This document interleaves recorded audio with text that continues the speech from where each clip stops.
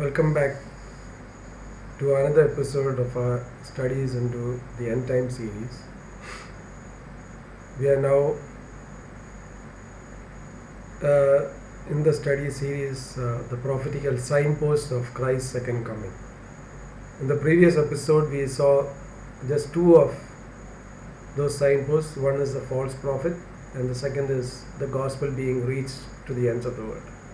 We saw in detail both of that. So now we will continue with the same studies into other signposts that Jesus himself has spoken and what the Bible speaks about the second coming of Christ. So let's begin our studies. Today we are going to see about the communication, which is one of the most important thing that we see in this modern world. The technology of communication is so much advanced from the time that we of our age were small, and how much the technology has changed is evident every single day of our life now. So let's begin with the communication, with the signpost. The third signpost that we are seeing today is communication. In the book of Revelation, chapter 11, it is said that the whole world will see the two witnesses' dead bodies in the street. We know that. Yeah, when this was written, people would have wondered how people are going to see these two witnesses lying in the street of Jerusalem. At that time, when John wrote, it was difficult to fathom because there was no technology of television or mobile phones or the tablets, nothing of such sort, or live streaming, nothing of that kind of communication was available at that time when this book was written, the book of Revelation was written. But yet, John saw right through the centuries to a time that he could witness that such an event would take place. And also they will see the beast's true identity, what he was and what he had become. So the whole world is going to see the true identity of the beast as spoken in the book of Revelation. We know the 7 years of tribulation, and we know the second half is where his true self is revealed. The first 3.5 years he'll come as a peacemaker, and he'll make peace between Israel and its neighbors, and the whole world will be at peace because of the confusion that arose during the incident of the rapture. But now, after 3.5 years, when he has established his power over this world, now he shows his true nature. For this to happen, there should be an advanced form of communication. As I told, when we look at the days of Apostle John, this was something that they could not fathom at all. Yet John saw through the vision of what was to happen in the future. We know how much the technology of communication has advanced so much that even us find it difficult to cope up with the daily growth of the technology. But now we, the generation, know how much true it is and how much it is possible. The 21st century has seen the greatest advancement in the field of communication. That is absolutely true. Look at the way the communication system works now. Do you know that every single communication is controlled by an entity called the artificial intelligence? Even just a simple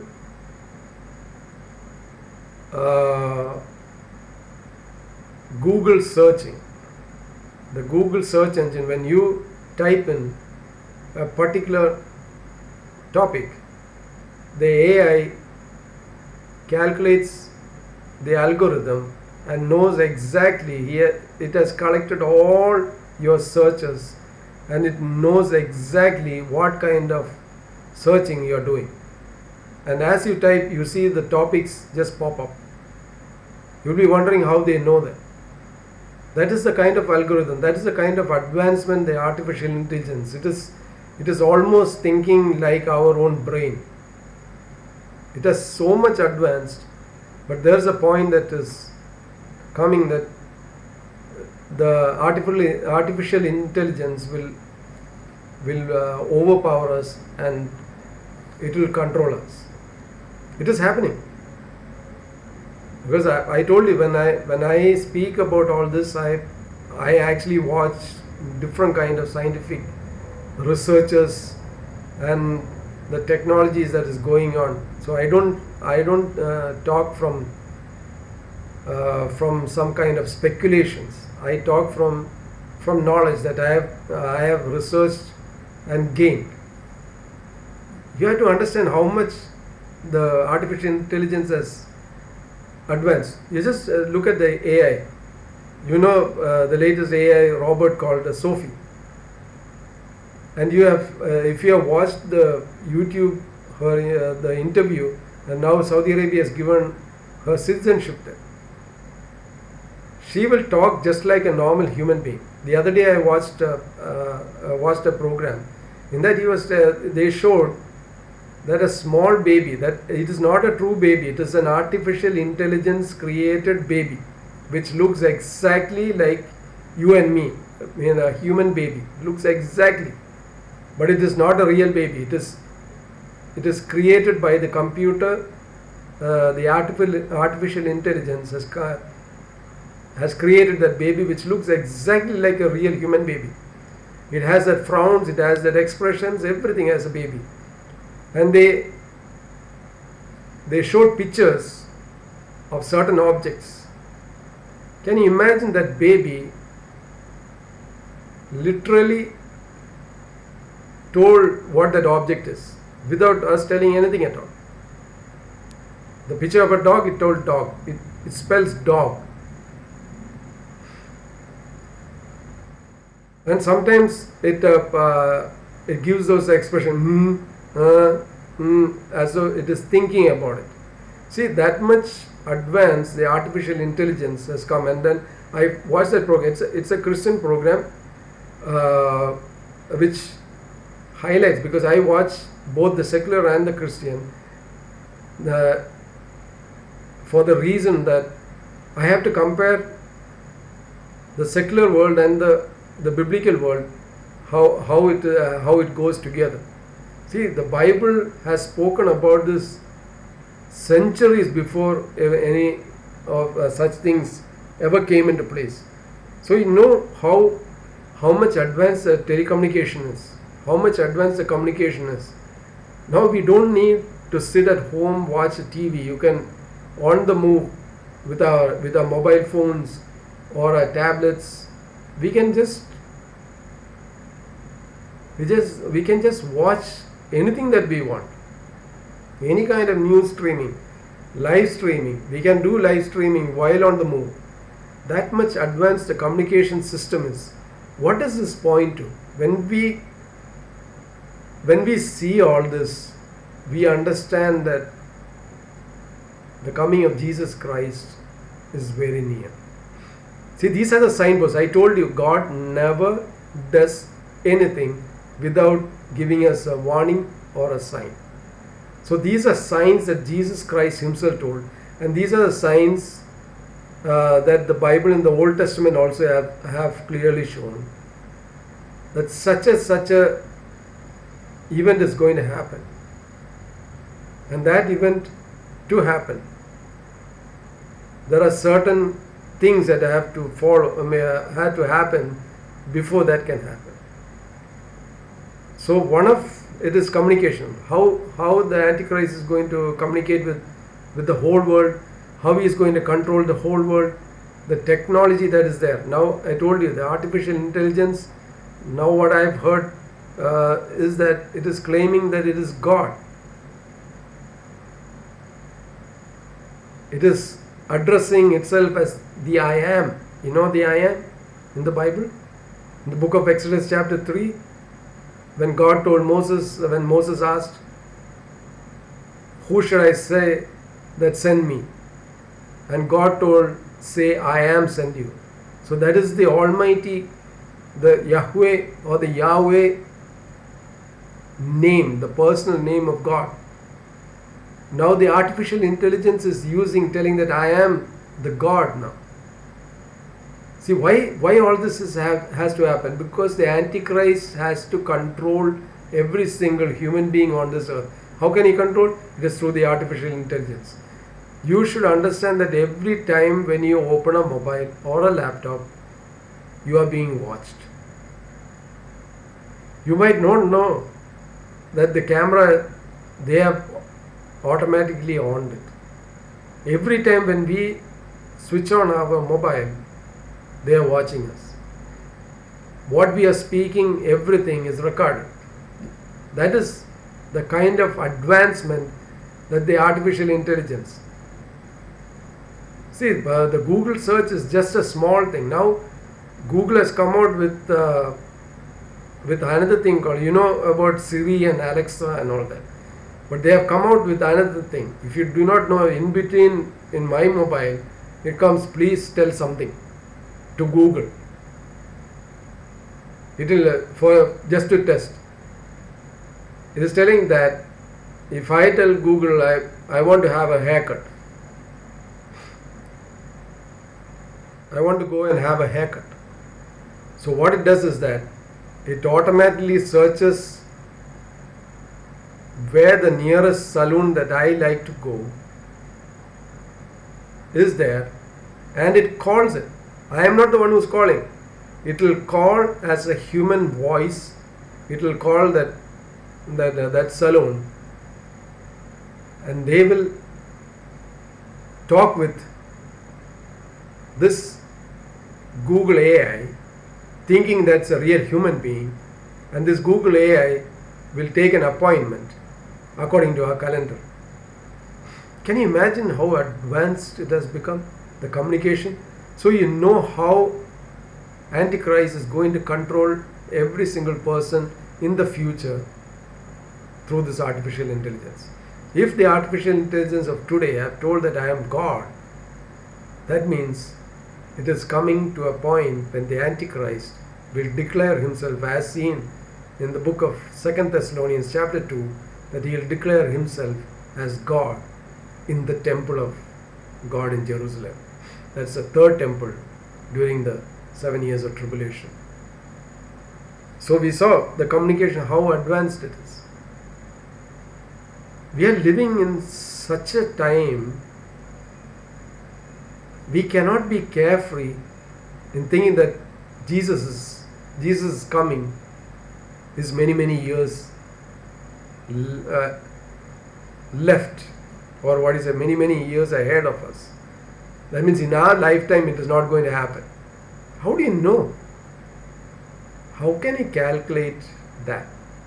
How can he say that? Because we do not know. Jesus himself told only the Father in heaven knows when the Son of Man is coming, or the Son of God is coming. The second coming of Jesus Christ is in the discretion of the Father in heaven. And these signposts was given to each one of us by Jesus Christ when the disciples asked him, how do we know when you are coming? So these were the signposts. So they believed that Jesus was going to come in their lifetime. But whatever Jesus told there was never fulfilled in their lifetime. You see the advancement. We have seen always advancement in communications or technology in a century's time. That means it took 100 years to come in that. And now, sometime back, the Google gave a statistics about how the knowledge medium has advanced. When it was a century old, That means it took a century, almost 100 years, for another set of knowledge advancement to come. Now they are telling in every 11 to 12 hours, new knowledges are coming. That much advanced we are. So the communication every single day. You see, when you update your Android phone, or you update your PC or your laptop, after updating, maybe after an hour, you get another updation telling that there is a new one. See, that much advanced it has become. Now, because of the artificial intelligence, it is thinking by itself and doing things. Imagine now we are going to be under the control of this AI. We are going to be the slave of this communication. Now itself we are actually the slaves of communication. We cannot put aside our communication devices, especially our mobile phones. The only time that we put aside our mobile phone is when we sleep in the night. But as soon as you wake up, the first thing that you do is take up your phone and start looking or searching or chatting. No, we have put our time for such things rather than thinking, meditating, praying, studying the Word of God. We have compromised all that. We are so much immersed in this communication, pathway, that we don't have time for God now. See, God has this is what Jesus was telling. This is a signpost that how close we are to Jesus coming. So imagine how much prepared we have to be every single moment of our life. We cannot, I told you, we cannot be carefree or careless anymore.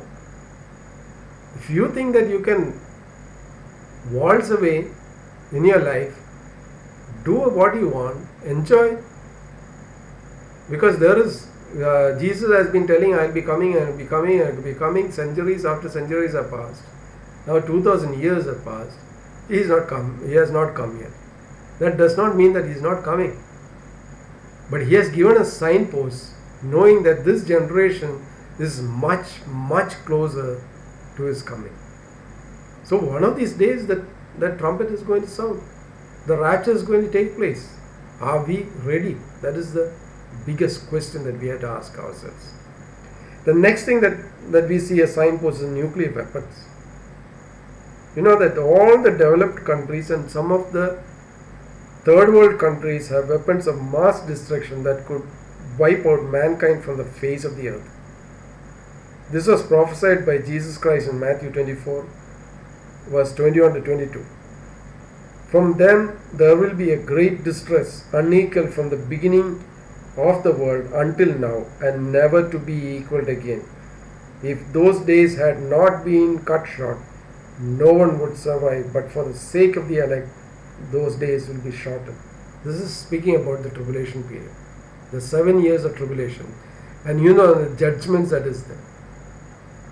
The 7 seals, the 7 trumpets, the 7 bowls.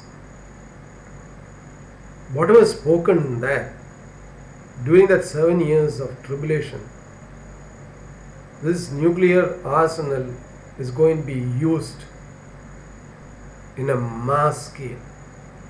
You know that is going on now. How much advanced are we in our nuclear technology? Have you ever wondered? Have you ever wondered about how much advanced we are now?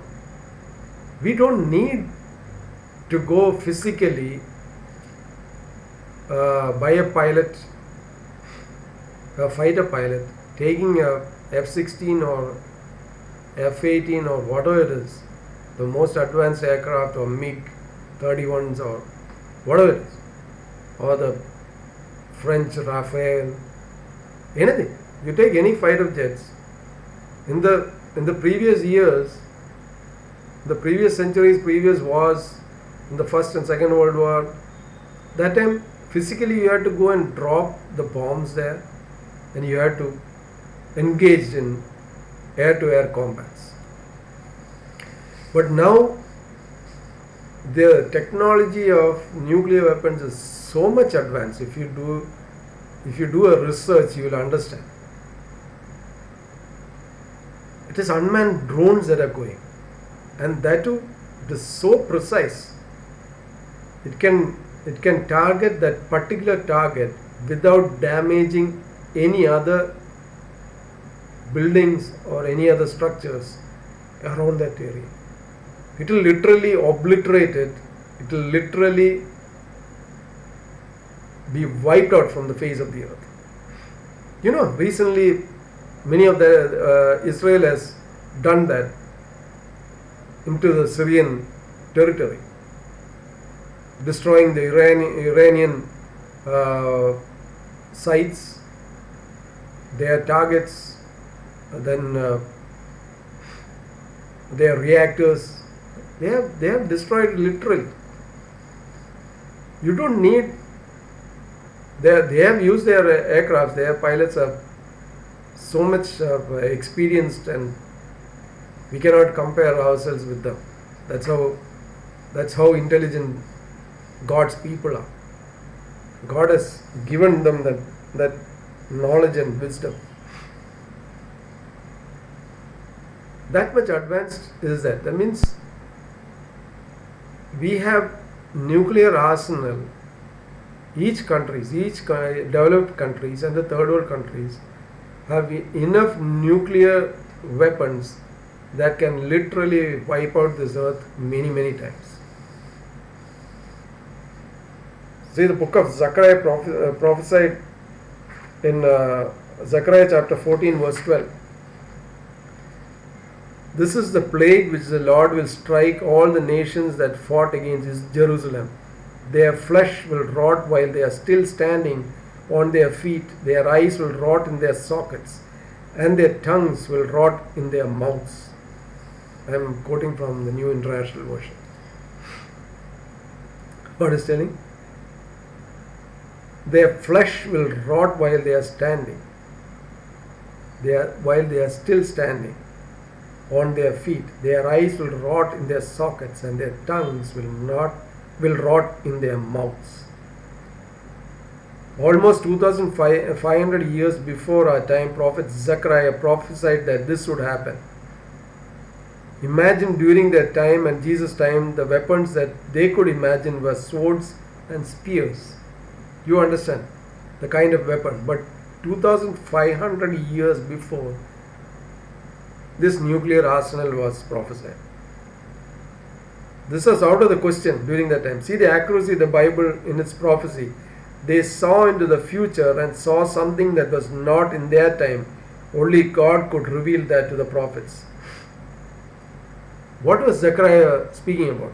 Zechariah is speaking about today's neutron bombs.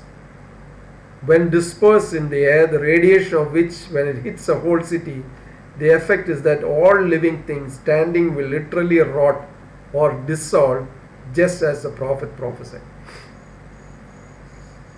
See how accurate the Bible is. We are believing in a book that tells the absolute truth. How can people tell that the Bible is not true? Just read through that. Every single technology that we find today was prophesied way before man, even the modern generation, even invented it. That much advanced is God's knowledge about things. And I told you, God never does anything, does not do any judgments until and unless He has given us ample warnings. You see, take the case of the nation Israel. God had warned them many times through many of His prophets. Repent and come back to my fold. Come back to me. I will not destroy you. Otherwise, I will send your enemies to destroy you literally out of the face of the earth.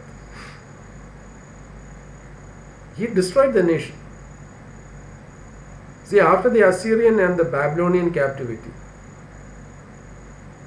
there was no nation of Israel.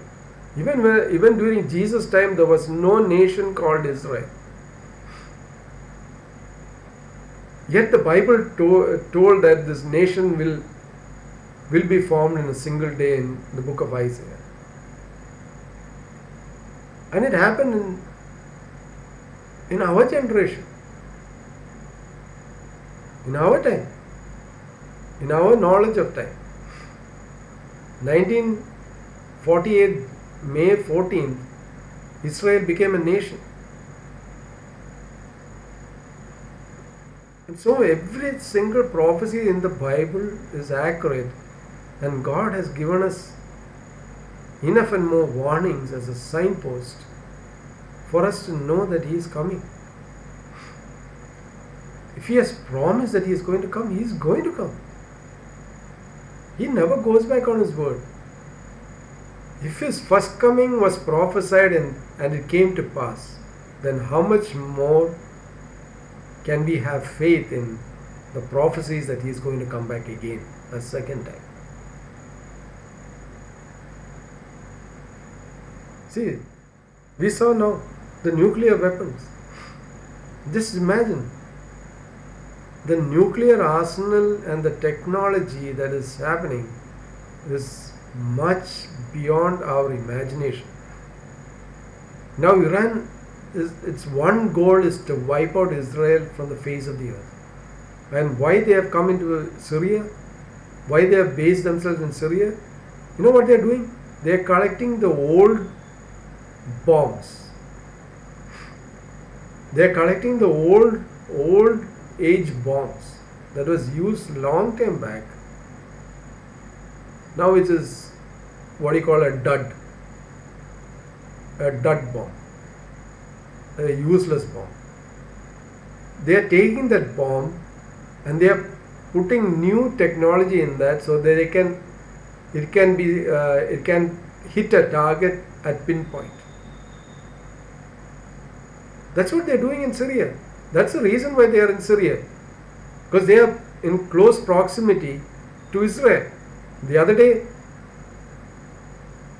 they sent a ICBM missile to hit one of their reactors in Israel's Negev, in the southern part of Israel, in the Negev, but it missed.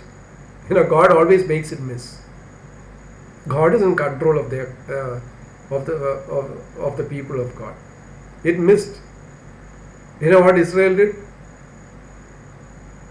Without warning at all, they went and from where they knew from where that missile was launched, they went and destroyed it, that launcher, and they destroyed other targets also there. So precise they were. That much is advanced. The next signpost that we see is peace. For when they see peace and safety, then sudden destruction comes upon them as labor pains upon a pregnant woman, and they shall not escape. 1 Thessalonians 5 verse 3.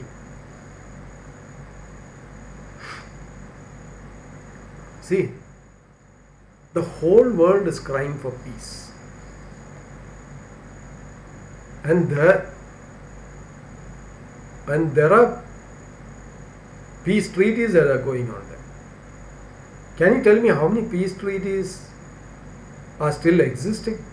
They are violated. Every single country has violated the peace treaty. But it is man's nature to always search for peace. And it's also man's nature to always destroy peace. That is how the curse of sin goes. We have to understand that.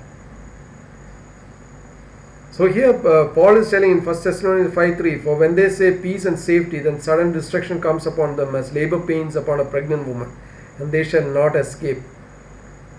When they say peace and safety, he is speaking about a time during the 7 years of tribulation. We know that many of that kind of situations are going on. Do you know around the world how many Christians are getting persecuted, how many Christians are getting beheaded? You just search in YouTube, you can see live pictures, especially in India in recent times. In broad daylight, they are beheading men of God, women of God, children of God, destroying churches, completely beating them up in public. It is not in secret that they are doing. They are doing it in public because they have every support, and the judicial system, the political system just keeps quiet because it is vote bank. But we are at a time when we think that there is peace and safety, but there is no peace and safety. Just take our country itself. Just take our country. How safe are we now? When we open our newspaper, every single day, what do you see? What are the major news there? A son murders his father and mother. A mother murders her child. The other day, one child was saved from a literal human sacrifice because one of the elder child told his grandmother that they were going to do it. Imagine.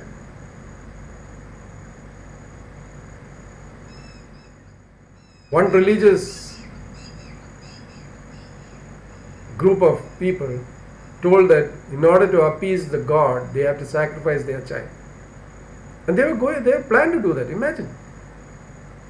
A mother and father and that family are willing to sacrifice their own child. How can they do that? We are looking at peace and safety. Throughout history, man is seeking for peace and safety. In more than any generation, it is our generation that we see that the whole world is crying for peace and safety. Where there is peace now?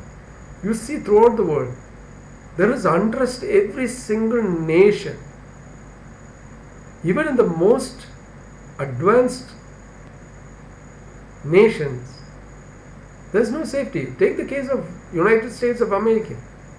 The amount of people being killed, the guns that is legalized there, you cannot go against that because that's the kind of situation that country is facing now. Because for my safety of my family, I have to defend myself, so I have to purchase a legal gun in order to protect my family. But it has a negative side also. There are certain people who are psychopathic, who wants to use a weapon in order to destroy somebody else. Like as though Hitler quoted Darwin telling that the survival of the fittest, only the fittest people in this world should survive. The weak people should be killed because they are a curse to this earth. So they are going around killing people. Then religious hatred among themselves. What are we propagating? Jesus always spoke about love. Love your neighbor as yourself. Love your enemy. Give him food to eat. Pray for him. See, that is the model of Christianity. And it's only Christianity, true Christianity. I'm not talking about every single denomination that is going on. True Christianity. True Christianity always upholds God's love, God's peace, God's caring. That's the kind that is true Christianity. That is true belief in Christianity. See, people are looking for peace and safety, but they are not finding. They are crying for help. That we are living in a time that is almost at our doorstep of the Antichrist to come. The Bible clearly says, Daniel chapter 8 verse 23 to 25, that Antichrist will come and deceive the world with his false peace that he will break in the middle of the second half of the tribulation. That we'll see in the later part of our series when we talk about the Antichrist. For the first time in history, Israel will have peace during the time of the Antichrist, which will be broken at the second half of the tribulation. This was prophesied by Daniel almost 500 years before Christ and 2500 years before our time. This is seen in the book of Daniel 9 verse 27. See, we are living in such a time. Such a time that even though the nations are shouting for peace and they are, telling countries to be peaceful, to shun their violence, they themselves are violating that. All the people who are telling this, the nations who are telling this, the United Nations, the amount of resolutions that they bring about, they never, you see how much they are supporting. How much they are supporting the countries. They send peacekeeping force for what? Do they find peace there? No. Do they settle peace? No. The peace is gone out of this world. We are living in a time when we know that this world leaders cannot bring peace. It's coming to a chaotic stage when the world leaders of the present time does not have the power to control the masses, which is preparing a condition or preparing a time when one world leader who claims to be the son of Satan will come onto the scene and declare himself as God and tell that I can bring peace. And he'll tell I am the Messiah. And the people who are living at that time, who are not true believers, will fall for this deceitful words, the same deceitful words that was uttered in the Garden of Eden that made man sin and bring curse upon this earth. That same kind of deceiving words will be spoken by the Antichrist during the time of the tribulation. My brothers, my sisters, we are living at a time when that is going to happen. The question is, will we be left behind or will we be raptured? That is for you to examine. That is, even I have to examine myself. If Jesus comes today, the second coming is in two stages. The first is the secret coming that we will see in later studies. And that secret coming is the rapture. Only those who are in Christ will hear that call, that trumpet sound. Nobody else will hear it. That's why Jesus told, two will be working in the field, one will be taken up, the other one will be left behind. Two will be working in the kitchen, one will be taken up, the other one will be left behind. The person standing together and talking, all of a sudden they just disappear. The reason is that the other person who was in Christ heard the sound of the trumpet, but this person did not hear. And it brings such a chaotic situation that peace will be forgotten in this world. There will be no peace. People will be panicking stage. There will be so much panic. And the amount of violence that's going to happen during that time is unimaginable. And into that scene, this one world leader is going to come called the Antichrist. So he's going to bring a false peace. So this world is bringing false peace.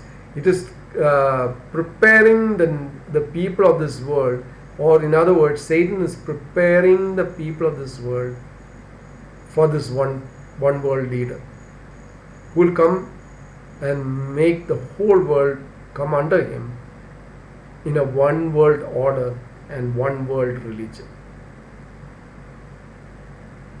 My question to you is that, do you want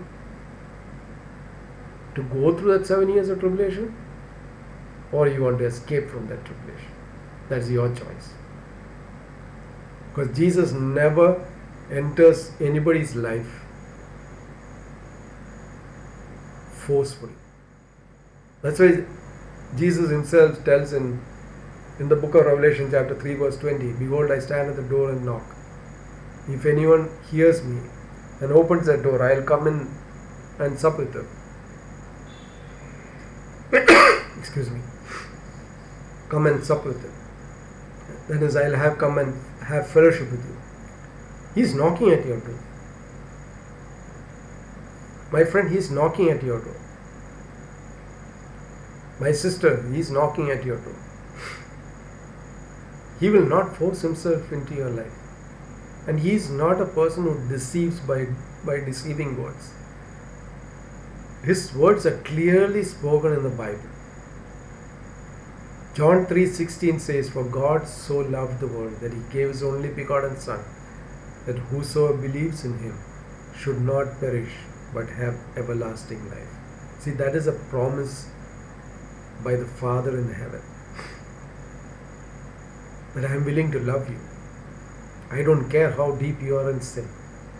I don't care how deep you are in this miry pit of this world, with all of its filth covered over you.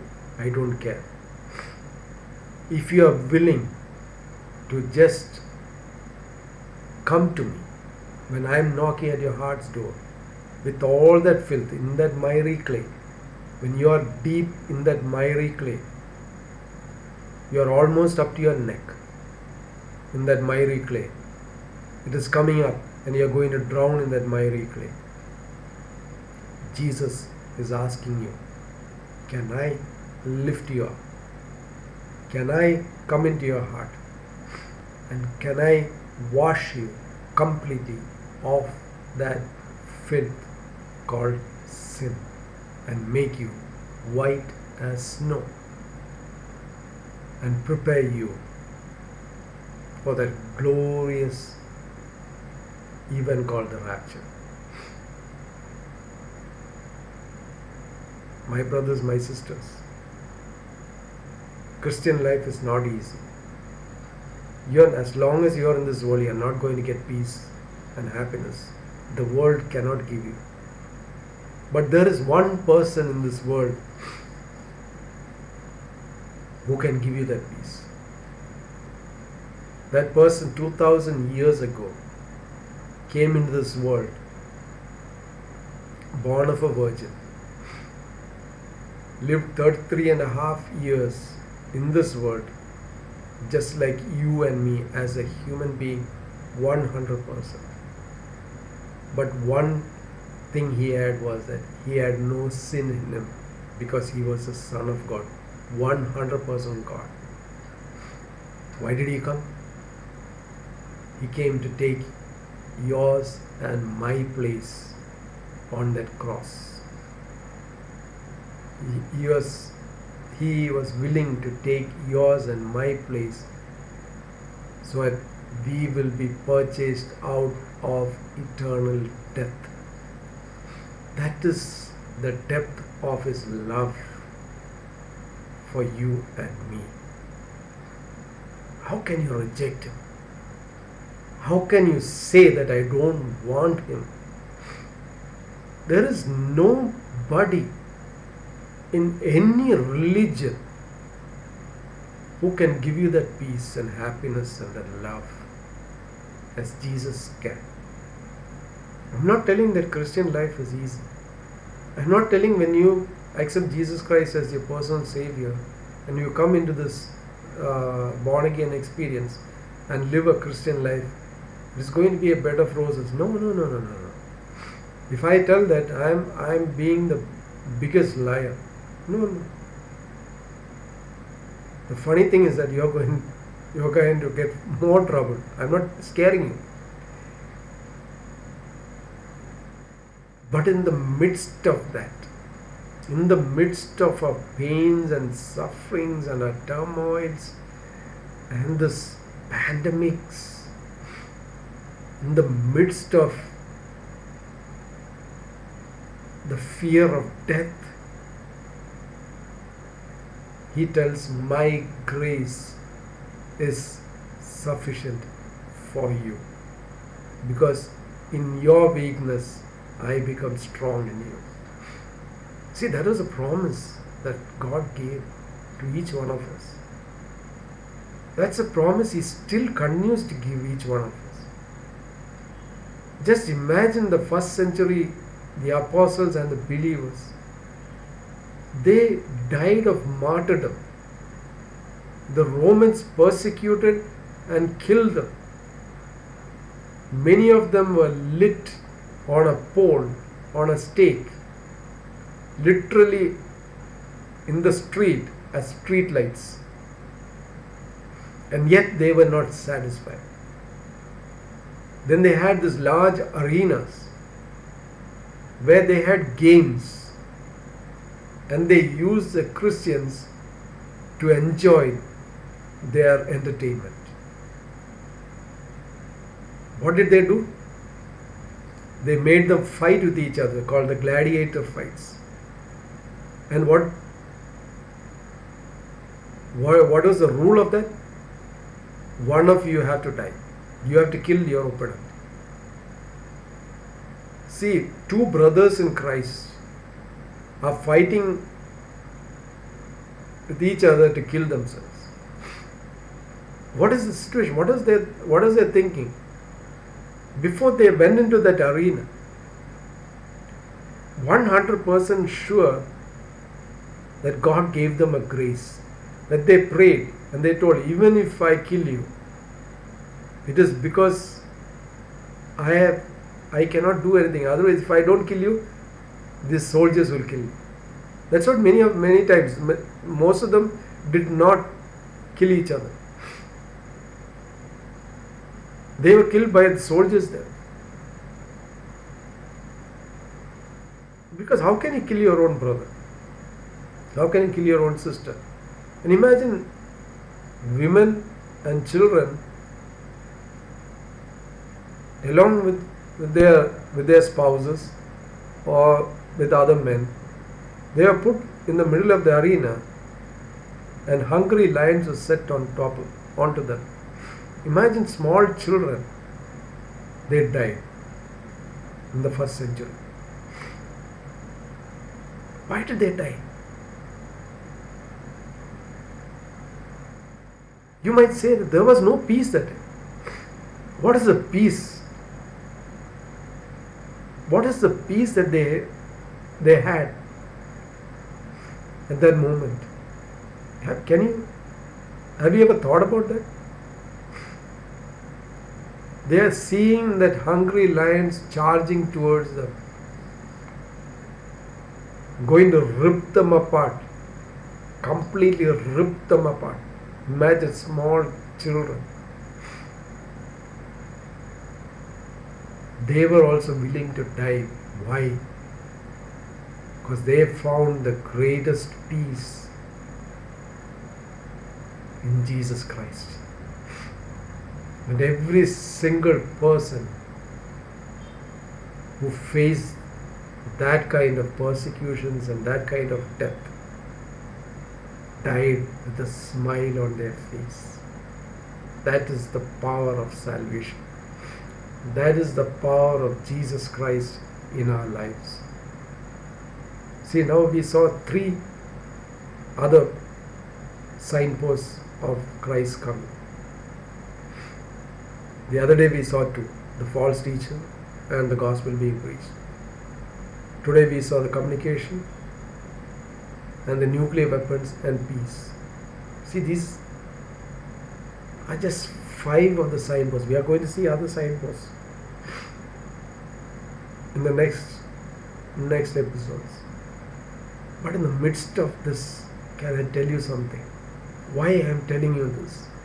why started the study of the end times is to encourage you that is in the midst of your turmoils, in the midst of your pains, in the midst of your sorrows, in the midst of your troubles, I can guarantee you that there is a fourth person in that fire who is the Son of God who will carry you through. That is the beauty of Christianity. That's the beauty of salvation. That is the core message of the Christian faith.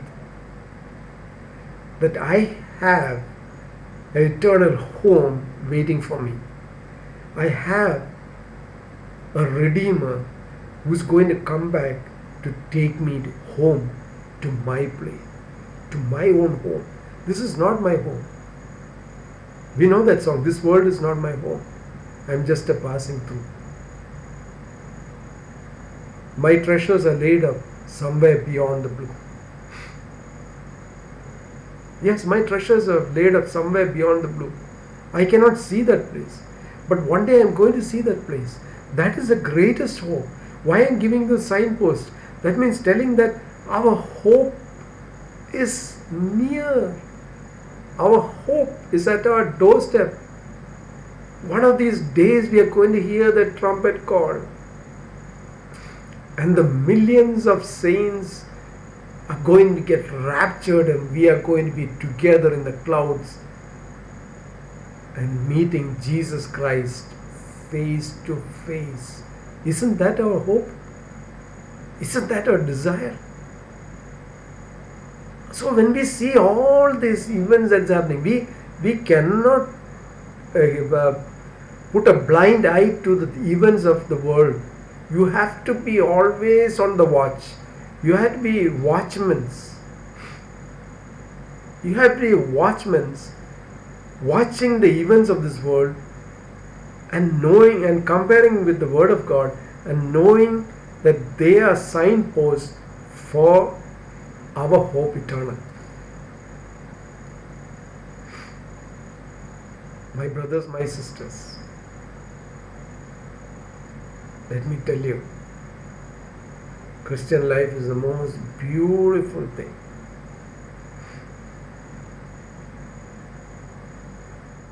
The gospel of salvation is the most wonderful thing that you can have.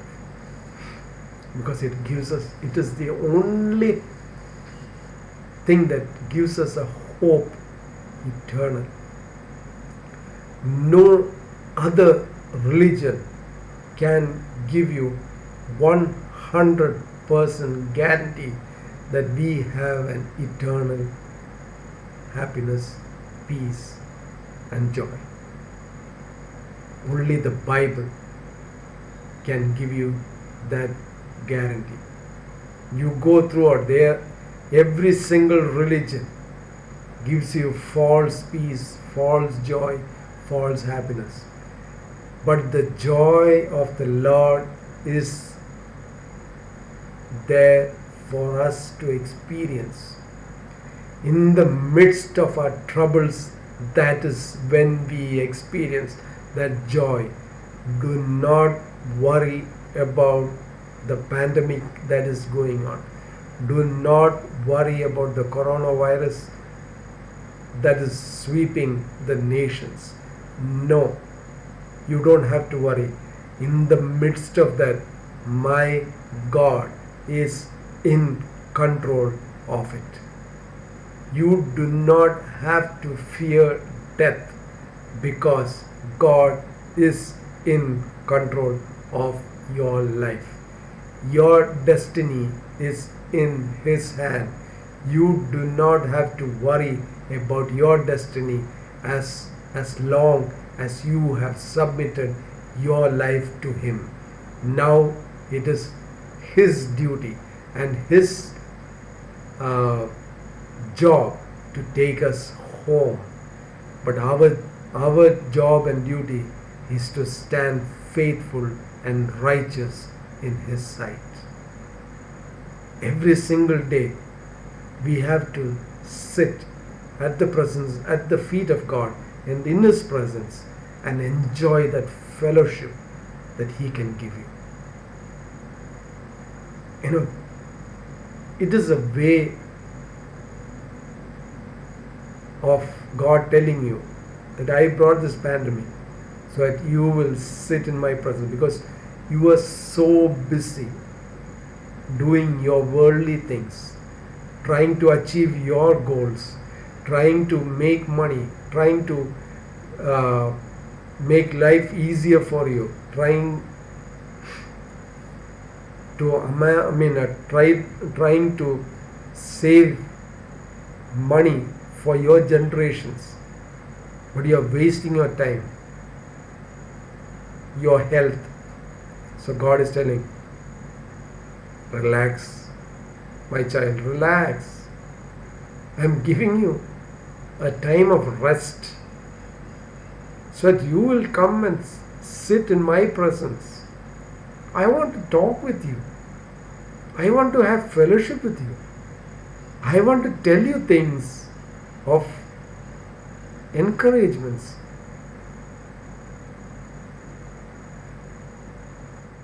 I want to strengthen you in your weaknesses. I want to shower you with my grace and love and mercy. So, in the midst of this pandemic, God is giving us a chance to find Him and have fellowship with Him. Are you prepared for that? How much are we spending time with God? We give tithe. We tell that we have to give 10% of our tithe. If that is true, then you have to give. It is not just money that you give as tithe. You have to give your time for God also as tithe. If it is 10%, that means in a day of 24 hours, you have to give Him at least 2 hours, 40 minutes for Him. Are you doing that? See, that is the year of Jubilee for the people of Israel. That is the time of rest. That is what is going to happen in the millennium.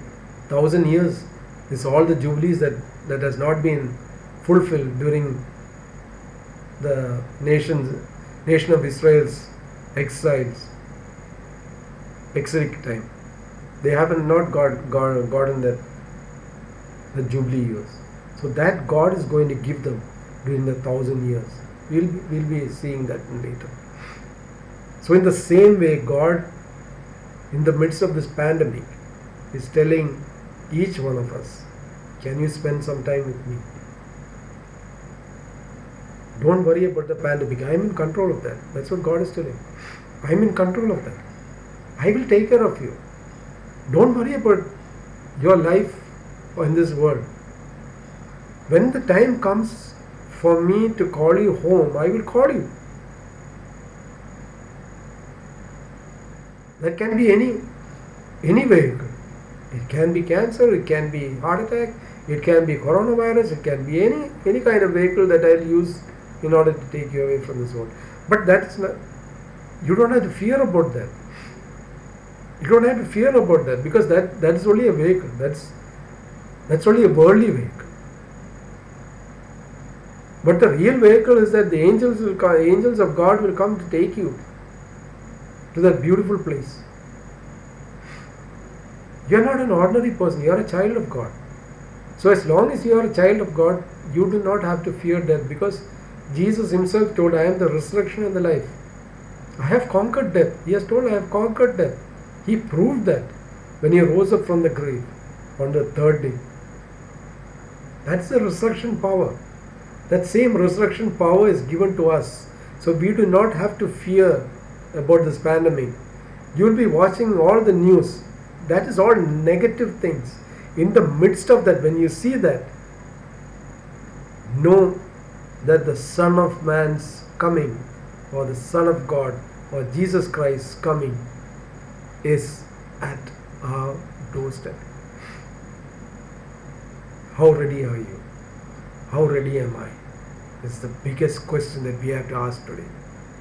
He is the only one who can give you peace in the midst of your turmoils. He is the only person who can give you joy and happiness in your sicknesses and your troubles.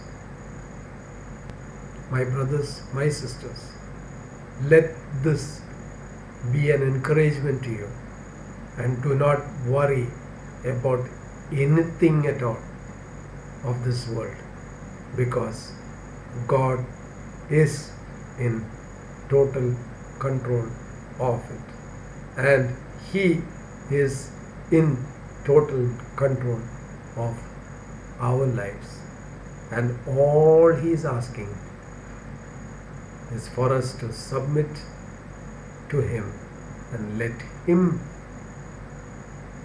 be the author of our faith and the finisher of our faith. All we have to do is just put ourselves onto Him. Can we submit to Him tonight? Can we submit Him today? Can we run to that cross and tell Jesus, I am coming to you as a broken person with all my sins and all my problems. I come at your feet. Please take me and ease that burden away and make me a child of yours, and take full control of my life so that I can live a life worthy of you. Can you say that? If you say that, He is ever willing to take you into His life, and He will come into your life, and He will give you the peace that passes all understanding, and He will give you the joy and happiness that you have never ever experienced, because He is the only joy giver in this world of turmoils. May God bless you all abundantly with these words. Amen. Amen. Amen.